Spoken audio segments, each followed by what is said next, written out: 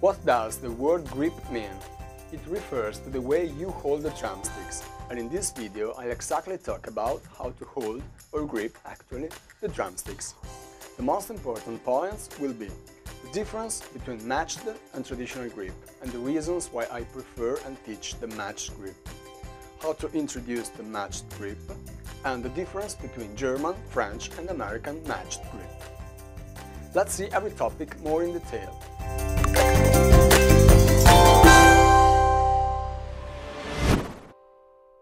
The main difference between matched and traditional grip is that in the traditional grip, the weak hand, that is the left hand for right-handed people and the right hand for left-handed people, holds the drumstick and moves differently than the strong hand. In matched grip, on the other hand, both hands hold the drumsticks in the same way. The difference of the two hands that characterizes the traditional grip was born to ensure a relaxed position to the percussionist during the march, when the drums were carried at an angle. In this way, instead of stretching your arm outwards and play in an uncomfortable position, you can turn your wrist inwards and maintain a more natural position of the body. Now, since drums are no longer carried at an angle, apart from rare cases or in specific contexts as in marching bands, it's no more necessary to learn the traditional grip, which seems to be unfavorable for at least three factors. First, because of the two hands move and hold the drumsticks in different ways, the traditional grip is more difficult to learn at the beginning. Secondly, involving different muscles of the limbs is less easy to produce a similar sound with the two hands. And finally, the traditional grip can't be reproduced with other percussion instruments. And with this last point, we end the discussion. The different techniques used with percussion instruments are too many and they are very different, so it doesn't make sense losing time from the beginning to learn a grip that actually isn't reproducible on any other instrument, when, on the other hand, the matched grip can be used also with timpani, drum set, keyboard percussion and other orchestral instruments. Let's see how do I teach the matched grip. The matched grip is easy to understand and natural to play, and for these reasons I don't waste too much time explaining the theoretical details and I go on with the practical demonstration, which is easier and more efficient.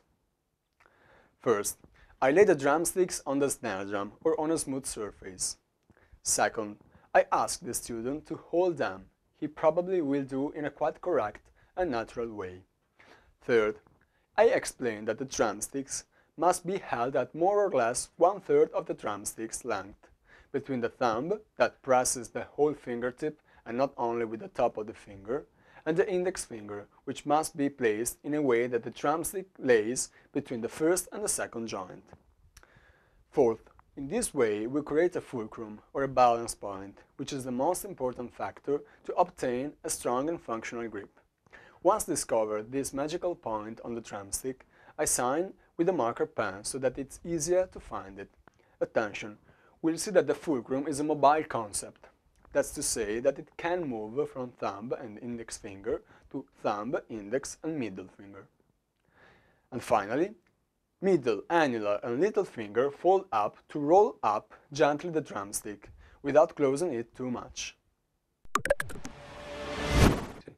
Now we have to talk about the position of the palm in relation to the ground.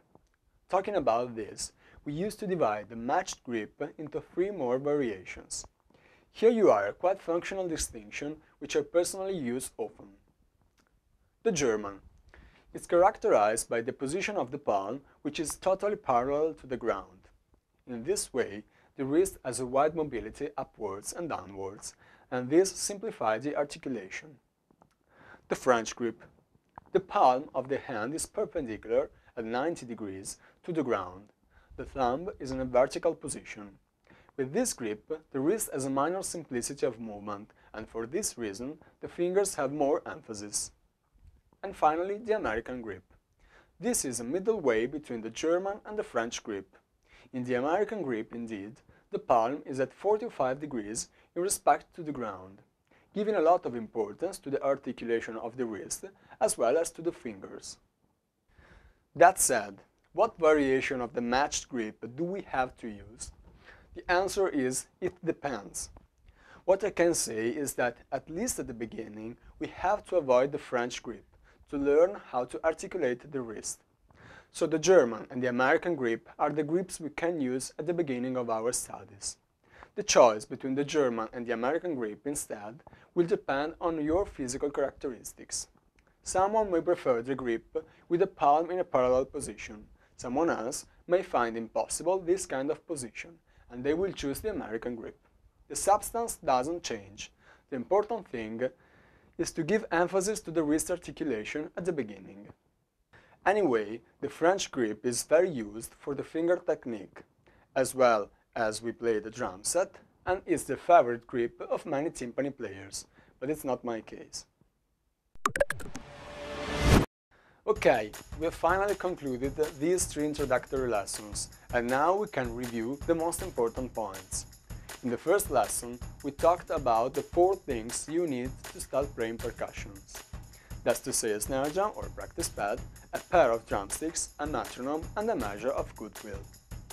In this second lesson, we talked about the posture, and we introduced some concepts like relaxation of the body, the area of the snare drum, and the height and the distance from the instrument.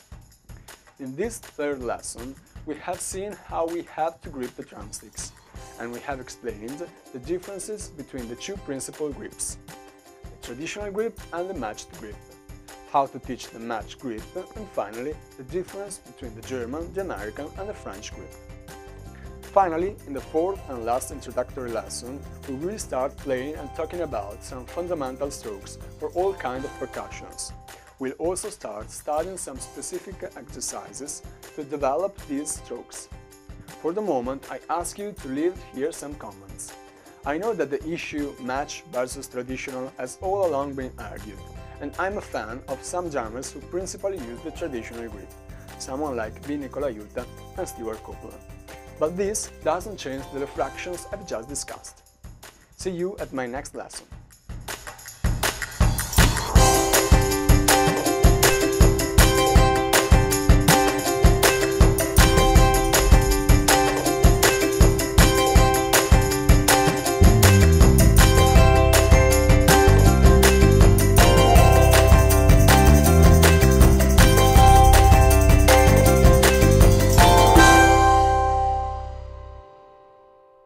A final question. What kind of grip do you use to play percussion? Matched or traditional grip? And why? Leave a comment. Bye.